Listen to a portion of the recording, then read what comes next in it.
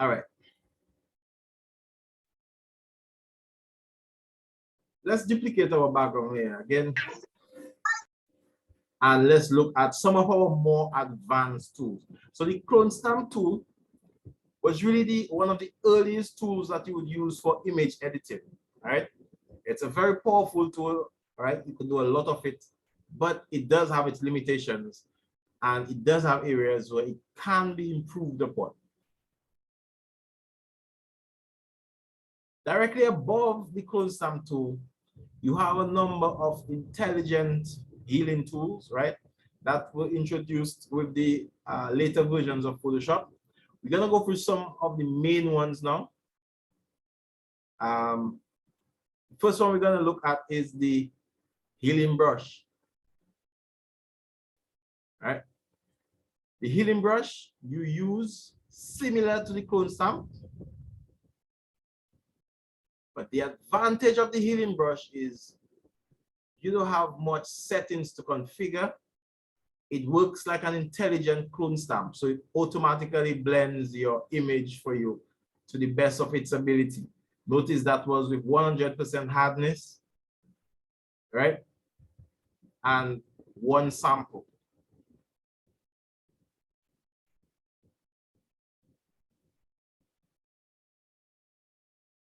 So do it again, this time with a soft brush.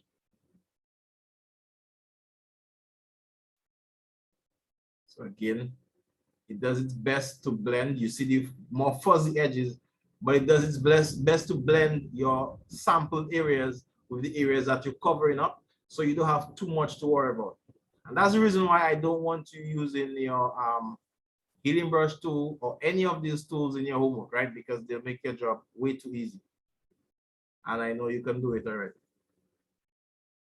So that is your healing brush tool. As usual, you have a few other options here. I'm gonna leave that for you to play around with and figure out what they do. Any questions on that one? I'm getting no. All right, awesome. Let's duplicate one more time and let's go to a tool that makes it even easier, right? And let's use the patch tool. So the patch tool allows you to work with your image in a slightly different way, where you make a selection of the tool, right? And then you can actually replace that selection area with any other set of pixels from the image. So that was done using your patch tool. And again, we just selected the dog, we moved the sample, the selected area. Notice we have source selected, so our source is what's actually going to be replaced, right? And we just drag it onto the area that we want to replace it with. So let me demonstrate that again. Or let me do the reverse way. We can select destination from the options. We can select the pixels that we want to put or to move to our destination. And then we just need to move it now over our destination. And all of the blending, all of the feathering of the edges and making it fit. If I can only align it perfect, and it's not because it's snapping. So forgive me if my edge of the water is not aligned. Just gonna drop it right here. But it does all of the blending for you of the edges, so you don't have much thinking to do about it. I did badly align the edge of the water so you can see the obvious fix. But pretty much that's how the patch tool works. Does anybody not quite understand the patch tool?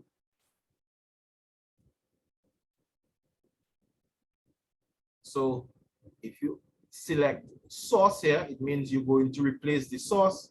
You would select the area that you want to replace. Let's actually select everything all the way up to the tip.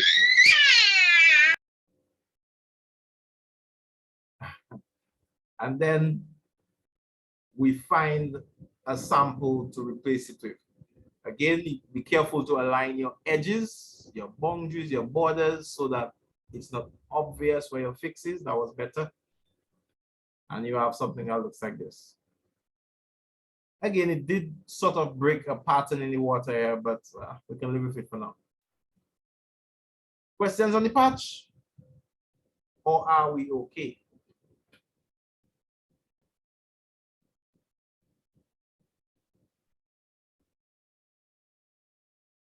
All right, I'm assuming that that was clear. We're going to move on to the spot healing brush tool. And the spot healing brush tool is probably the easiest tool you can use for image editing and image repair specifically, even if it might also be the most difficult to use if you don't set it right. And that's because of your content aware setting. And that is one thing that you need to know for your ACA exam. You need to know how to use at least one content aware method for fixing your image. So the first one I'm going to show you is using your spot healing brush tool. And that is so easy. Here's how we do it. You select the spot healing brush tool. You select the part of the image that you want to repair. Meaning you just brush over it, right? And then you wait for Photoshop to do its magic. That's it. Questions? Let's say you can see it's blurry. Yeah, it would be better if you do it manually, the clone stamp. I know, but I do it in like half a second. I didn't have to think about it. So yes, some tools are better than others. So again, let me show you that. This one,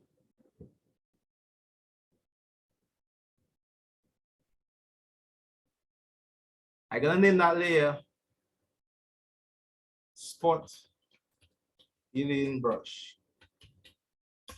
So that edit was done with the spot healing brush and it took approximately what, 2 seconds, right? Let's do the same thing again. This time, we're going to use the healing brush tool. So with the healing brush, again, we take a sample, we align our sample, and we paint our sample. Hold on, sorry. I was using the healing brush like the clone stamp. And you do not do that. Sorry. So again, we take our sample, we align it, and we paint with it. We take that one more time.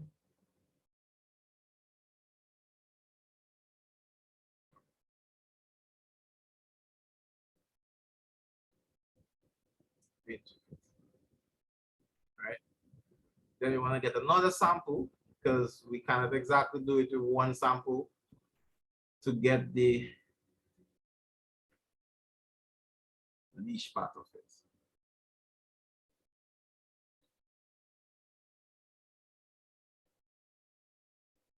So that edit was done using what tool was that? The clone stamp. No, that was the healing brush tool. It works like the clone stamp, similar to the clone stamp, but it was the healing brush tool. All right, I'll do the clone stamp last. Let's move on to the patch tool now. Let's see how the patch tool will do it.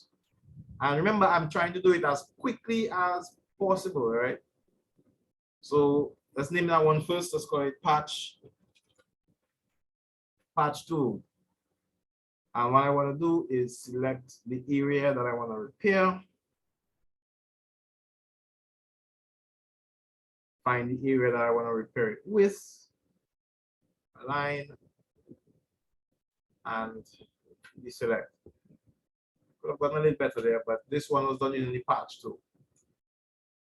And lastly,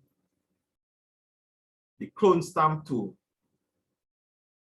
Now I want you to pay attention with how I use the clone stamp tool. I'm going to tell you what I am doing as I am doing it. So first I'm selecting the clone stamp tool. I want to get an appropriately sized brush because I want to do it as quickly as possible, right? So I don't care about it being perfect. I care about it being okay for you to get the idea. So I'm selecting a pretty big brush. Pressing Alt to select my sample area. Go in here. Click once to select my sample. I go over and I'm going to tell you everything I'm doing. Click, click, click, click, click, click, click, click, click, click, click, click, click, click, click, click, click, click, click. So right now I am simply click, click, click, click, clicking. Click, click, click, click, clicking multiple times. Click, click, click, click, clicking. But if you realize the line breaking off here, I don't know if you realize it, right? So I need to take another sample, and the area is getting smaller, so I need to switch to a smaller brush.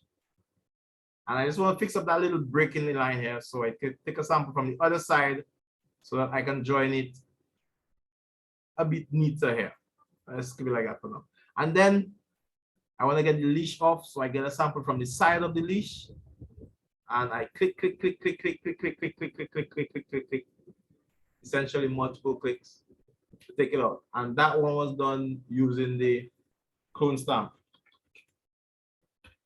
The clone stamp is the most manual tool, but let's look at the effects. Clone stamp on top, patch tool below, healing brush below that, spot healing brush below that.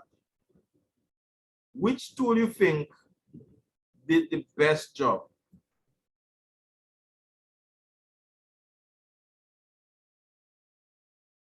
So I find the patch. The patch tool? I agree. The patch too. Yeah, the patch tool. This is the patch tool. Yeah?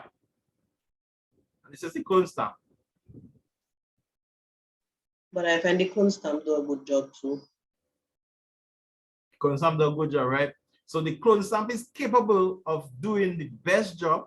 However, it's the most manual tool, and it will require you to have the most experience to use it, which is why, again, your homework is based on exclusively the clone stamp tool. You can feel free to play around with the other tools, right? They are really a lot faster to use, and they get a similar job done, right? But if you look at that, the main issue with the patch tool here is you can see the color changes because there's a slight color change as the image goes across. And Photoshop does blend it well, but you can, the clone stamp, when you see the effect of the clone stamp, you see the obvious color change because it affects everything up here. The clone stamp sort of runs everything neatly across. So again, I'm not saying that one tool is better over the other. All of them have their place. The clone stamp will allow you to do fine tuning, and you will use the other tools as you need, as the situation dictates. Some people might have preferences. Some people might use only the spot healing brush. Some people might use only the healing brush. Some people might use only the clone stamp and achieve the exact same result. Just that for your homework, you're all to use only the clone stamp for me. All right? But feel free to practice the others. Any questions on any of those tools so far?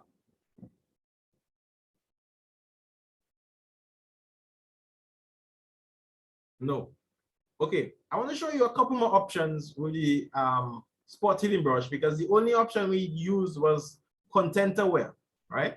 And ContentAware is a special feature within the newer versions of Photoshop where there's an algorithm built in, the ContentAware algorithm, where it can actually look at the pixels that you're trying to replace using ContentAware and look at the surrounding pixels and make a best guess as to what it should replace those pixels with. So using ContentAware, you do not determine what pixels get replaced where. Photoshop does all of that automatically for you. All right, which is why it is so easy to use. Let me just duplicate the background layer again. And let us use the spot healing brush tool. Again, using ContentAware. So ContentAware, I'm going to do the entire thing now. It will actually look at the areas that I'm selecting and try to guess what I'm trying to do with it and automatically give me a result. Wait for Photoshop to do its magic. That is ContentAware. Look at the same tool doing the same job, but this time we're not going to use ContentAware. We're going to use proximity match. Proximity match means it's going to use pixels from the proximity, meaning near it, just like you would use with the clone stamp, and replace it with those pixels instead. Have a look at the difference. Again, you see a little less aligned, right? It did a pretty good job. It may do a good job in some instances, but in others, you can see where ContentAware does a better job. So let's go again. Let me show you the ContentAware.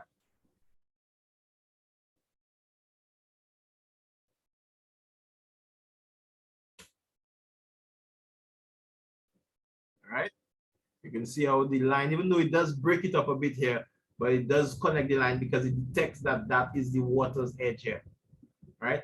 So let's call this content aware spot healing brush. Let's call it content aware spot. And let us do a proximity match spot.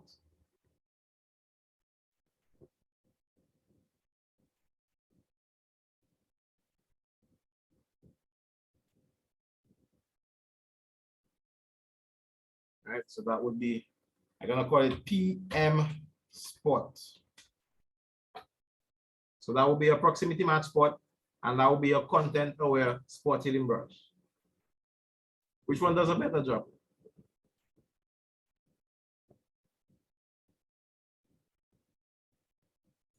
Content aware spot, proximity match spot. Content aware. Content aware does a better job in this instance, and it usually does, but there are times when proximity match does do a better job, okay? That's why the option is there. Let me show you one other option that you can use, which is actually not a tool, but will actually accomplish the same thing. And if you are asked a question in the ACA exam to use any content aware method to replace an image or to do anything on an image, sorry, that method will be just as valid as using your spot healing brush tool. All right, and let me show you what that is. So we can see the same background image here. This time what I'm going to do is use my selection tool and make a selection. Whatever selection tool you choose to use is up to you. Anybody knows of any other content aware options? Anybody has any idea what I'm going to use right now to fill this using content aware? I don't know. Edit, fill. Or we can jump right here to content aware fill, but I want you to see that is actually a fill that we're doing. And there's an option here where you can fill with black, you can fill with foreground background color, you can fill with white, or you can also fill content aware. Okay. And that essentially does the same thing. It looks at the pixels that you have selected. It looks at the context of the image, the pixels around it, and it fills the area that you selected using the content aware algorithm. So we're going to call that here content aware fill. Did everybody understand that last step that we did? That last option that we used to edit this image? Yeah. All right. Any questions on any of the tools that we covered so far?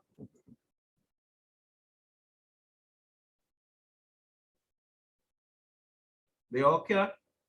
So we looked at the spot healing brush and how we would use it. We looked at the healing brush and how we'd use it. We looked at the patch tool. We looked at the clone stamp tool. We looked at the content aware spot healing brush and the proximity match spot healing brush. These are options of the easiest to use replacement image editing tool, which is the spot healing brush. So we can even group that as spot. Right? And we looked at the content aware fill. Any questions on any of these image editing methods?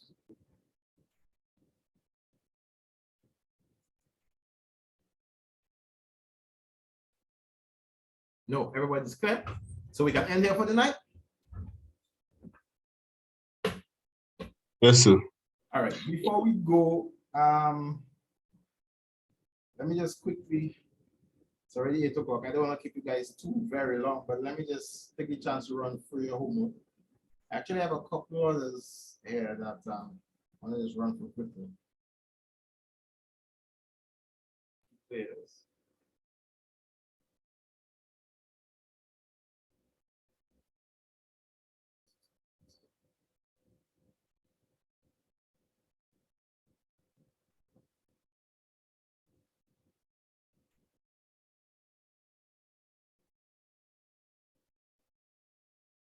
Okay, this one is Manuel, that's yours.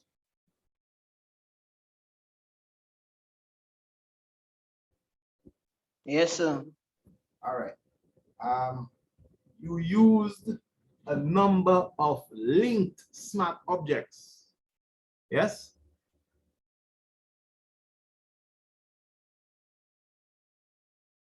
Oh, yes, from the library, I think. From the library. Oh, you have a subscription? Yeah, well, I use Or you use, one Okay. that is not really mine. So yeah. it's not really what? It's not mine, like it's not mine, but like it has like two accounts, so I Oh, get okay, to use okay. So yeah, all right. Well, that's fine. Well, basically what's happening here is it's telling me that it can look at the linked assets. So basically you have some images that you use. It's not actually all right. We can look at it, right? Well, and some fonts as well. Let's leave that alone. So what can I do? Like for example, let's say I want to do that and I want to share the icons that I took from the library. Okay, so what you hold on. Sorry, I have a couple other things in the queue to open up. Okay, like those. So what you can do is once you have your elements in, right, you can go to the properties, right? And for all of your linked files, before you export, before you save your file to send out, to share, you would embed them. So you click on all of your linked files and click embed. I cannot embed it now because it doesn't have access to your linked file to embed. What it saved is actually just a low resolution copy of your smart object. So it will allow us to make the modifications. Actually, what is it? That's the point. Okay, no. So that one is a file. It will actually, you allow us to make the modifications on it, not unless we rasterize it and use the low quality image, right? But basically what you would do is from the properties, you would embed. The other option that I can do at this point is rasterize layer, but then what would happen is essentially it would rasterize the low quality version that it's saved for the preview and not actually the smart object. So that is not a smart object, that is a raster layer. I could convert it into a smart object again, but I'm fairly certain that your smart object was a vector smart object and all of these was editable. You could change the colors at will, right? Yeah, but that was in Illustrator. Illustrator, right. And even though you had gone into edit contents, it would have opened it in Illustrator and you would have been able to make those edits. But right now as a rasterized file, I cannot do that anymore. It's just pixels. I can use my eraser or my brush on it. So I've lost all of the vector data. So in future, when you want to share files, the solution for that is any linked files that you have, you just embed them. So you go through your design, or you can actually go through your links. Where is it?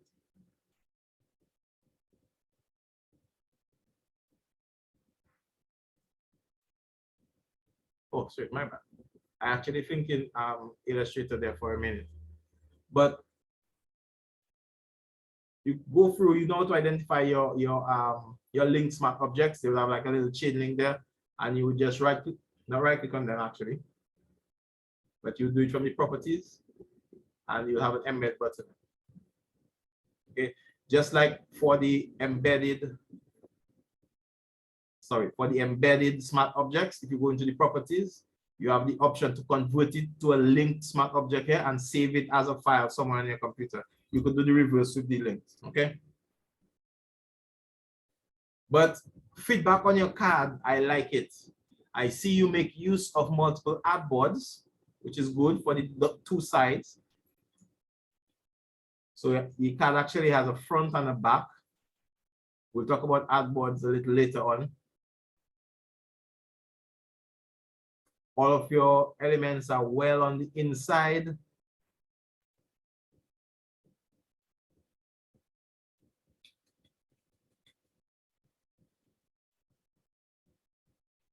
7.3 by 2. That is the entire thing. So this would be 3.5 here. Yeah. All right.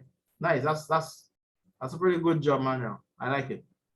I have no edits. It works.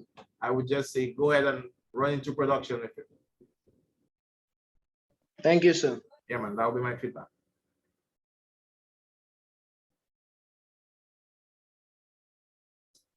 I especially like how you have the plain background. One of the things that can be an issue, just a note again to you guys, especially when you're doing double-sided layouts like business cards, it will become really important for you to have your elements away from the edges for cutting, because it's not always possible to perfectly align the front and the back of the card. So you usually will have to use a concept called bleed, or if you're doing it exact, you might have to actually cut down on the inside of the cards to get the front and the back to align.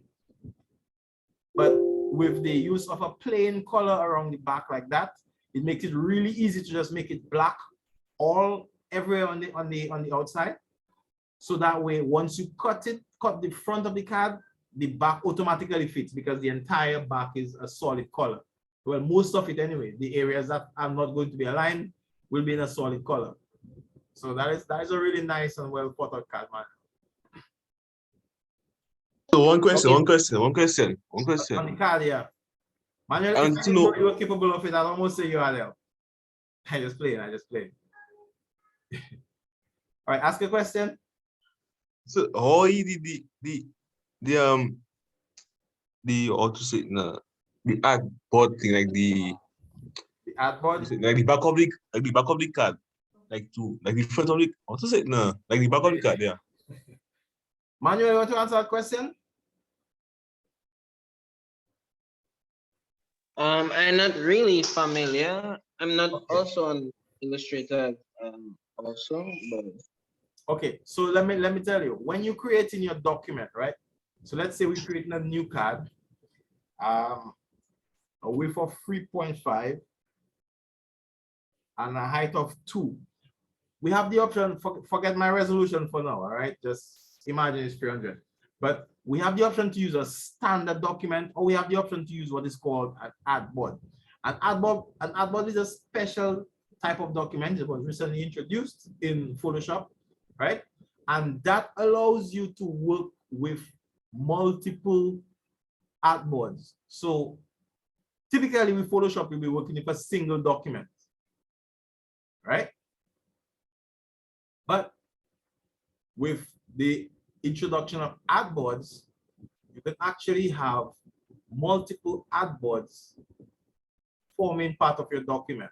So if you had the front and the back of a card, for instance, or you had cards for multiple people, but they were using the same design and you didn't want to do it on a separate document for each person, you could create multiple Adboards or even custom Adboards on a single document, right? You can also use Adboards if you wanted to create something like a business card and a matching flyer, and you want to use the same elements on them. You would create a document with multiple Adboards. All right, that's pretty much what it is. I was gonna come to it when I get you to your brochure homework, which was hopefully in the next class. But yeah, pretty much that is what Adboards are. They're advanced document. I'm finding the word right now. Sorry, I wasn't prepared for that. But they're an advanced type of document that allows you to work with multiple Adboards or multiple documents, you can say, on a single file or a single document. Okay, so that's how he accomplished the Adboard, the multiple Adboards thing here. Okay. All right. We'll talk about Adboards a little later on. I think we saw that one already. I gave my feedback. Manuel, this was yours as well. Yes, sir. Yeah.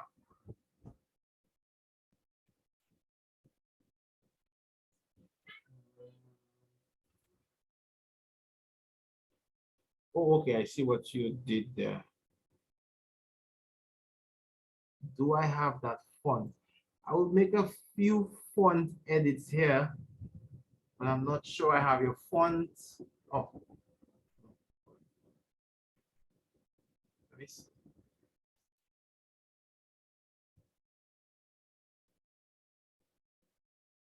So I think the font name is like Acorn or something like that. Yeah, I know, but I really don't want to go looking for it right now. Or you have it as a smart object. Oh, okay. One thing that I should let you guys know, yeah? I mean, I don't have a problem if you do it that way, if you have to, but because of the way that I manipulate my fonts, I always leave my fonts as text. A text layer is a lot more valuable if it actually contains text than a smart object layer, because it allows you to edit it within the document and actually see your edits in real time. So right now, if I were to, yeah, so I don't have your font, so I wouldn't actually be able to make edits here. But if I were to try to make edits, right, such as center it and so on, I would actually be able to see how it would fall on your document, because I'm editing a smart object separately. So typically for my text, I would leave them as type layers rather than convert them to smart objects, so that I can easily edit my text. You see, I was actually trying to edit the text earlier by just clicking on it with the type tool and making the edit, but it would actually complicate that, and it will take us more time than we have tonight. We're actually down to our last 2 minutes. I think I'm actually gonna close off here for tonight and look at your layer styles homework in the next class. Is everybody okay with that? We should give you Yes, more sir. time to work on your other one. Yes, sir. Yes, sir. Sorry guys, I'm a little bit tired. I've been at an all-day workshop since yesterday, and my head is a little bit full.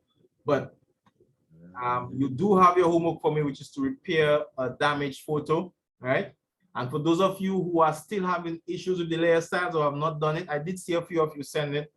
We're gonna look at them at the beginning of our next class, right? So you have an additional opportunity to work on your styles and send them across to me, okay? You may not necessarily have mastered the upload stamp tool, but I will be looking forward for this homework as well for the next class. However, if you do not complete it, never fear. You actually have up until next week, Tuesday, to give me that one. All right, the image repair. So when the course finishing now exactly? The course is we actually in our last couple of weeks. Let me just show you what we have scheduled left. So we're now looking at image editing tools, which we basically covered, manual and content aware. The next class, we're going to look at saving files and file types, which is where we're going to look at Adboards and how we would save files with multiple Adboards in to get them together, basically. So we're going to look at file types such as PNG, PDF, the advantages and disadvantages of each, when you would use one over the other, and